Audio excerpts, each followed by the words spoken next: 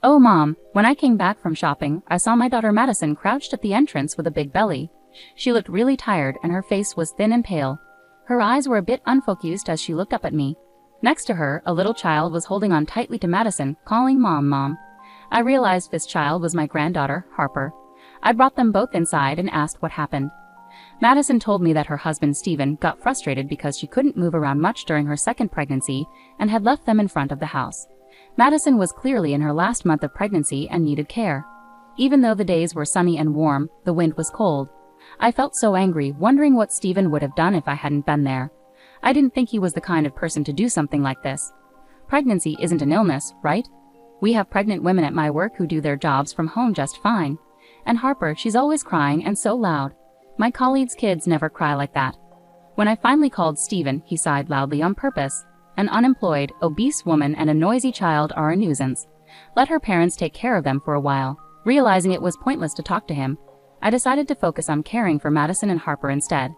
Half a year later on a spring afternoon, Stephen called. Hey, what's going on? Your house is gone. At first, I was confused, but then I understood. You finally noticed, I replied. After hearing the truth, he was speechless and turned pale. My name is Scarlett. I'm a 58-year-old housewife. My husband passed away about 3 years ago, leaving me alone, but I don't mind being alone. His study is filled with books, including his favorite novels, challenging research papers, magazine clippings, and diaries. Being in the study makes me feel close to him. Sometimes I spend time there, looking through the books. My daughter Madison, her daughter Harper, and Madison's husband Stephen live about a 30-minute drive away in the next town. Stephen works at a big company owned by his dad. At just 33, he's already a department head and is even considered a potential future CEO. Madison and Stephen met at a beer party when Madison was out with friends. One of her friends recognized an old classmate, who turned out to be Stephen. They discovered they worked near each other and started seeing each other more often, either by bumping into one another or going out for drinks with friends. Eventually, this led to a relationship. Madison wasn't the type to make the first move and often called me, unsure of what to do. I wasn't very experienced in love either, so I tell her, well, I'm not sure either, but maybe just go out for a meal and enjoy yourselves. Unlike me, my husband had experienced many romances before we met. But when it came to our daughter's love life, we both agreed on one thing: she shouldn't date someone strange. My husband, always protective, even joked about calling himself strange. Their relationship continued smoothly, and within a year, they happily announced their engagement. Stephen, with his strong position in his father's company and his impressive sales skills, had earned my husband's trust enough for us to feel comfortable entrusting our daughter to him. Reflecting on this, my husband reassured me, saying, I also felt at ease sending our daughter off to such a respectable person. Shortly after, Madison and Stephen married and moved to the next town to begin their life together. Initially, Madison would visit us often, sharing the excitement of her pregnancy and her worries about childbirth. About 3 or 4 months after Madison shared her pregnancy news, my husband tragically passed away. He was involved in a car accident caused by a truck driver who had fallen asleep at the wheel. Both Madison and I were deeply shaken by the sudden loss. We struggled to maintain our composure as we rushed to arrange the funeral and handle the necessary company and government procedures. The days passed quickly, and before we knew it, a month had already gone by. It's strange that I hadn't seen Stephen much since he first came to introduce himself before the wedding. Even at the funeral, he only stayed for about an hour before leaving abruptly. I found it a bit rude, but Madison explained, that's just how he is. Stephen is always busy with work, she said with a forced smile tinged with sadness. It seemed like she didn't get much chance to talk or spend time with Stephen, who often left early for golf meetings on weekends. Being the son of a company president might excuse his absence somewhat, but I wished he would consider Madison, especially since she was heavily pregnant. As summer drew to a close, Madison returned to our home to give birth. With her belly fully rounded, she was eagerly anticipating meeting her baby. It's a girl. We've already picked a name, she told me. Oh, really? What's her name? I asked. Harper. Stephen and I chose it, Madison replied, smiling warmly. She gave birth within 2 weeks and soon returned home where Stephen was waiting. Madison, make sure to visit us sometimes. Bring Harper too, I urged her. I called Madison again, hoping to reconnect, but her response sounded hesitant. Yeah, maybe once things settle down I'll come over, she replied. Despite my concerns, I hoped it was just a temporary situation.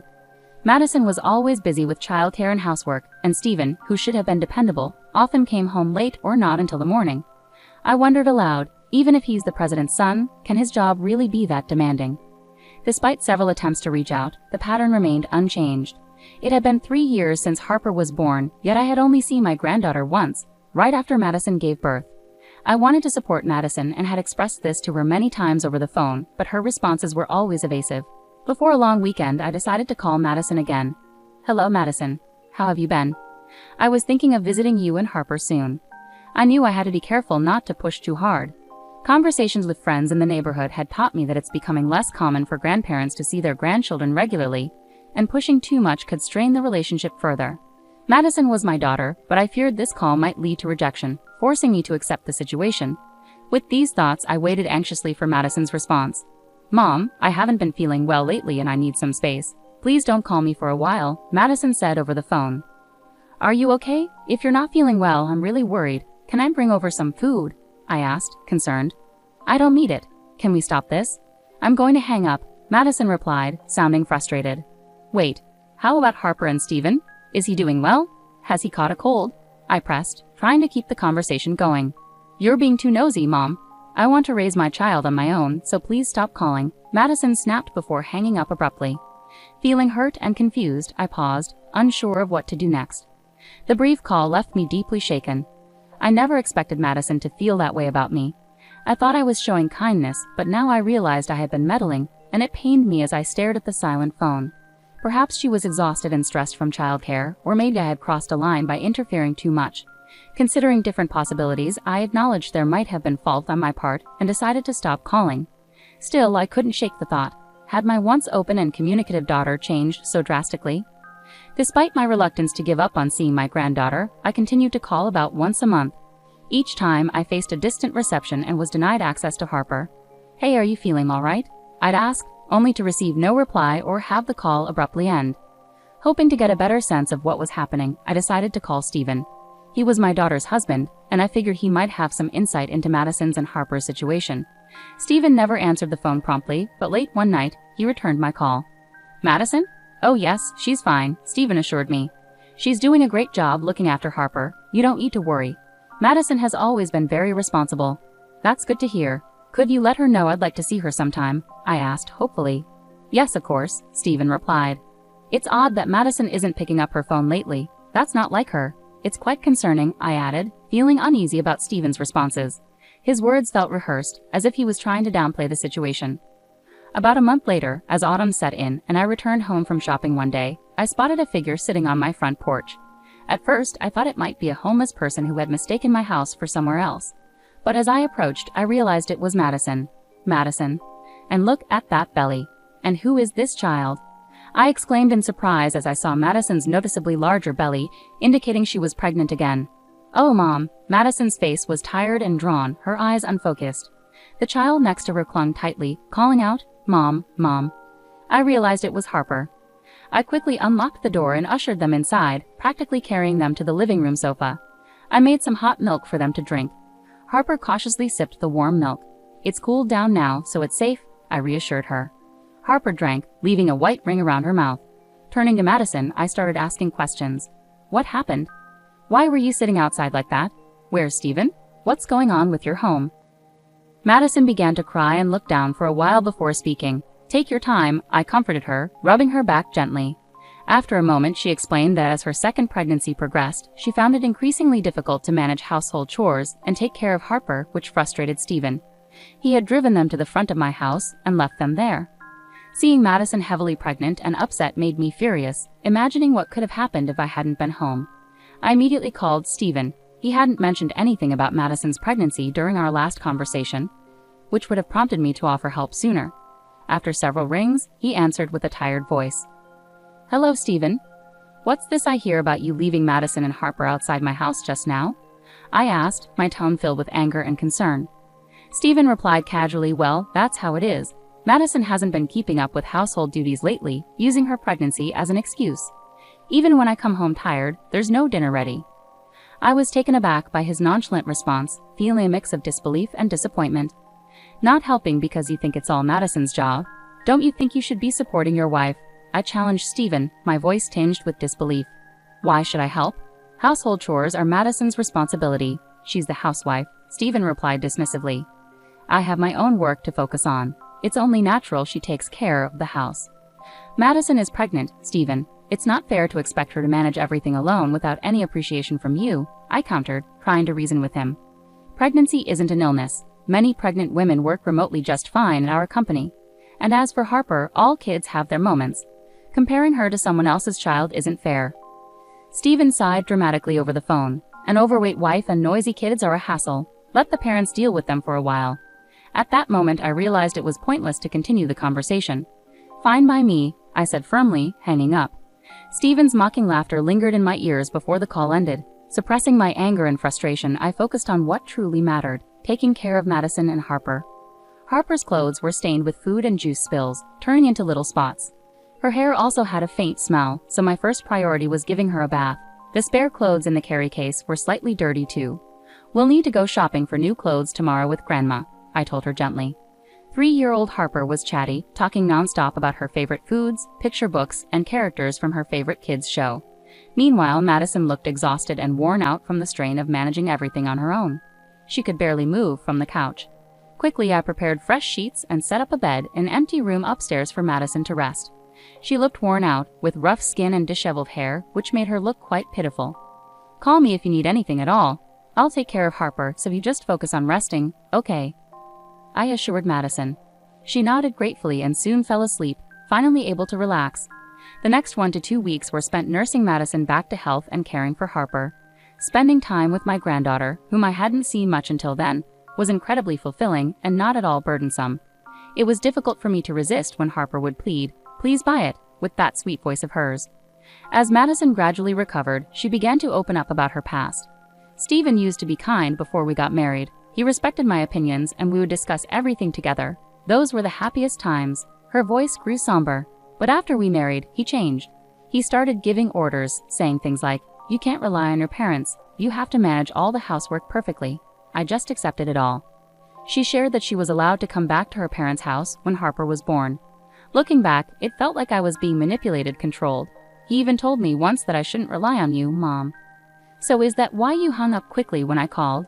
"Yes, calls with you were forbidden too, so I had to hang up quickly." "I'm really sorry," Madison explained with a mixture of regret and sadness. Later that night, after Harper had fallen asleep, we sat down with ginger tea and talked. I felt a rush of emotions, anger and sorrow mingling together. Stephen, who had once seemed so respectful when he asked for Madison's hand in marriage, now caused her so much pain and even spoke ill of her as if she were a burden. What's more, there were suspicions of him having an affair. "I've noticed perfume on him lately. It's not like him, especially not a woman's scent. And his shirts have had a sweet smell when I've done the laundry," I shared with Madison. His late nights and early mornings suddenly seemed to make sense. "Madison, you've been incredibly strong through all of this, managing the house and taking care of Harper, all while dealing with your husband's infidelity," I praised her, overwhelmed with admiration for her resilience despite everything. "Despite any disagreements, she's my daughter and family." Madison teared up quietly. The gentle autumn weather persisted, dry yet refreshing compared to summer. Madison's due date was approaching. I focused on pampering both Madison and Harper, nurturing their emotional and physical well-being. 6 months passed and spring arrived. While I was preparing lunch one day, my phone rang unexpectedly. I paused to answer it. The caller was Stephen. "Yes, this is Scarlett," I answered cautiously. "Hey, what's going on? Your house is gone." Stephen's voice sounded bewildered on the other end of the line. "Finally noticed, have you?" I replied, a hint of amusement in my voice. Stephen had arrived to pick up Madison, Harper, and the newborn only to find the house demolished and an empty lot with a "for sale" sign. The move and demolition had been completed a month ago, and Stephen seemed to have just realized the situation, prompting his panicked call to me. "We've moved. You left Madison, Harper, and the baby in my care for half a year. Have you been aware of that?" I questioned pointedly. "Yeah, I've come to pick them up now." "Where are you?" Stephen asked urgently. "Come to pick them up. Unfortunately, we've relocated to a secure apartment. There's no point in telling you where. I'm not considering returning them to you," I responded firmly. "Don't joke with me. I told my parents I'd bring Harper and the baby over. Give me back the kids at least," Stephen insisted, his tone unsettling as he referred to the children almost as possessions. "That's a promise you made on your own. It doesn't concern us, so we won't comply. I'm busy now, so if you don't mind." Just then, the baby started crying, the sound audible through the phone. Stephen seemed to react softly, saying, "Oh." Ignoring him, I hung up and hurried to change the baby's diaper in the next room. I could hear Madison's phone conversation faintly. Yes, hello, what? Her voice carried a hint of frustration, likely arguing with Steven. Soon after, Harper emerged from her room, looking scared. Mom is angry, she whispered anxiously. It's okay, sweetheart. Everything will be fine, I assured her, pulling her into a comforting hug.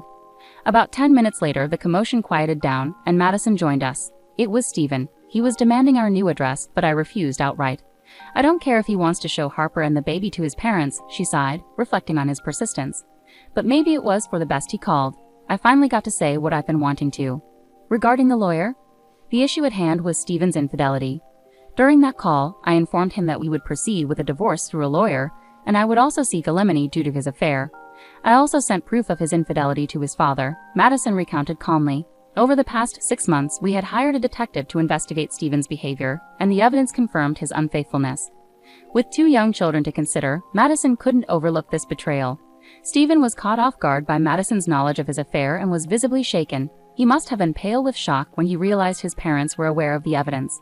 Outraged, he exclaimed, "How could you do this?" But those were my terms, I replied firmly. Given his parents' strict nature, I anticipated they would not take his actions lightly. Madison's prediction proved correct. A meeting was arranged with Steven's parents to discuss his conduct. During the meeting, they apologized to Madison and accepted the divorce proceedings. Steven's father, despite his son being a potential future company president, expressed his anger and disappointment, stating that a man who cheats on his wife and neglects his children is unworthy of such responsibilities. As a result, he dismissed Steven from his position within the company. In the end, Steven faced serious consequences. He lost his position and gave up custody of his children, allowing Madison and me to raise them. He was required to pay compensation and child support, but struggled due to debts accrued from supporting his affair partner. Although he found another job, the salary was modest, forcing him to move into a small, inexpensive apartment. After losing his shot at becoming president, Steven's affair partner callously abandoned him. It became clear she was more interested in his title than him as a person. Despite multiple attempts to reconnect and reconcile, Madison cut off contact with Steven, and their divorce was finalized smoothly. Madison became a single parent, but found strength in raising her children who thrived under her care. Despite the rift, Steven's father, feeling remorseful, continued to support Harper and her sibling beyond the agreed child support. Despite Madison and my initial refusals, he insisted, and we accepted it for the children's future. We also kept Steven's parents updated with photos and videos of their grandchildren, and occasionally video called when schedules allowed. Seeing Harper and her sibling grow up brought joy to Steven's parents, who cherished their role as grandparents deeply. Harper's days at press school were filled with joy, especially with her mud and sand playtime with friends. One sunny afternoon, I arrived to pick her up and noticed she was clutching a rolled-up piece of drawing paper. "What's that, Harper?" I asked, curiously. She hesitated shyly before replying, "It's a picture of Mom." The press school teacher had assigned them to draw portraits as gifts for their mothers that day. Although Harper was too bashful to show me the drawing right away, she eagerly rushed home and presented it to Madison. While I couldn't see the portrait myself, Madison was deeply moved and praised Harper's thoughtfulness. It was a touching moment that showcased Harper's growing individuality. Thinking about her future fills me with hope and excitement. Living together as a family of 4, experiencing this happiness, feels like nothing short of a miracle.